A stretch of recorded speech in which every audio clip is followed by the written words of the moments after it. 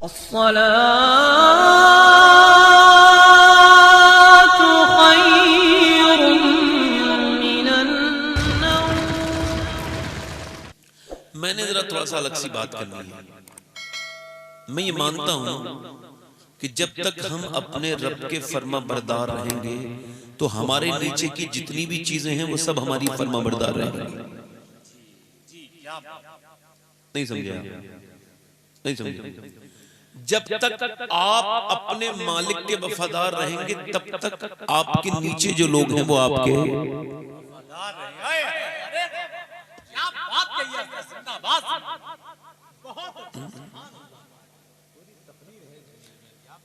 आप जब तक अल्लाह के फर्मा बरदार हैं, खालिक के फर्मा बरदार हैं, तो मखलूक जो आपके अंडर में आती है, मतहत है, वो आपकी फर्मा बरदार है। क्या बात है। हजरत सैयदना फुज़ैल बिन इयाज़ निकल के घोड़े पे बैठ के जा रहे हैं, घोड़ा बिदकने लगा। बिदकना समझते हैं? शरारत करने लगा। तो उन्होंने घोड़े को छोड़ा, बांधा और सजदे में चले गए, नमाज पढ़ने लगे, रोने लगे। किसी ने पूछा, घोड़ा जब बिदकता है, परेशान करता है, तो खुद घोड़े को चूमते हैं, उसे घास खिलाते हैं, उसके ऊपर हाथ फेरते हैं, ये आप मुसल्ले में जाके नमाज क्यों पढ़ने लगे? फुज़ैल बिन इयाज़ बोले, मैंने हदीस में सुना है कि जब कोई अपने मालिक की फरमाबरदारी नहीं करता है तो उसके नीचे की चीजें फिर उसकी फरमाबरदारी नहीं करती। तो मैं समझ गया मुझसे कोई ऐसा गुनाह हुआ है अपने रब की बारगाह में कि जो मेरा मालिक मुझसे नाराज हो गया है। मैंने उसका कहना शायद मानना बंद कर दिया है, तो शायद ये घोड़ा मेरा कहना नहीं मान रहा है।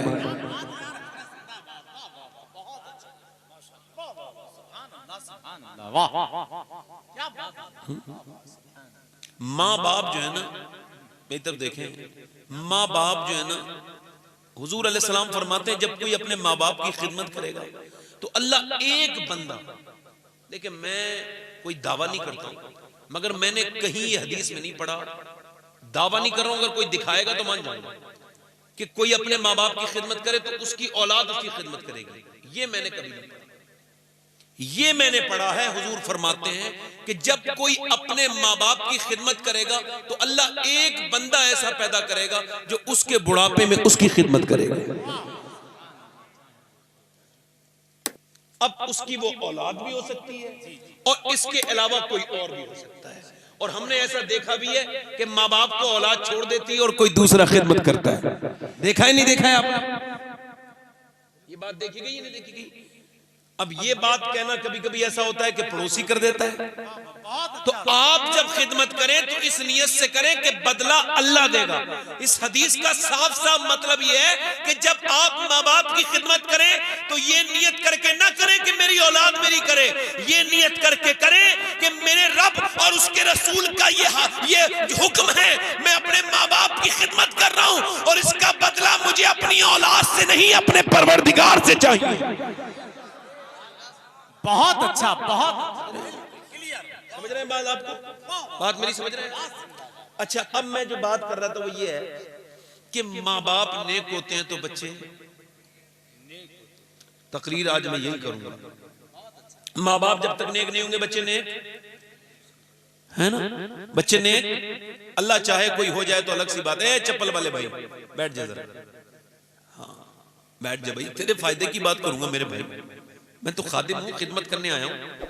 मेरी बात सुनो भाई, देखो जब मरीज भागता है ना, डॉक्टर उसका ऑपरेशन कर रहा होता है तो जरा वो हाथ में मैं डरता भी है, डॉक्टर कहता है इसे इंजेक्शन दो, इसका ये फोड़वा निकलना जरूरी है ना?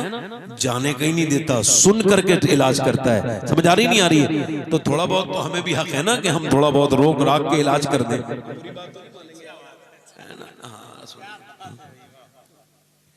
मैं क्या अर्ज कर रहा था कि माँ अच्छी, बाप अच्छे, ठीक है ना?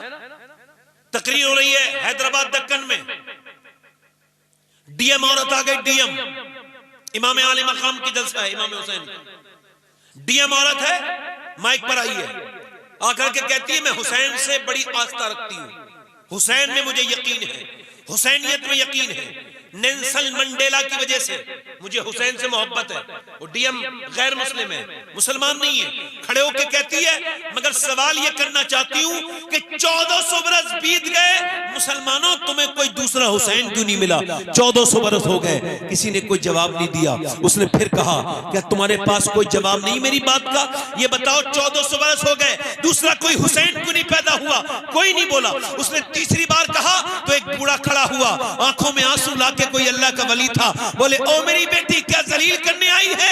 सुन, हुसैन तो पैदा हो जाता मगर दुनिया में कोई दूसरी फातिमा ही नहीं आई। क्या बात है, वाह।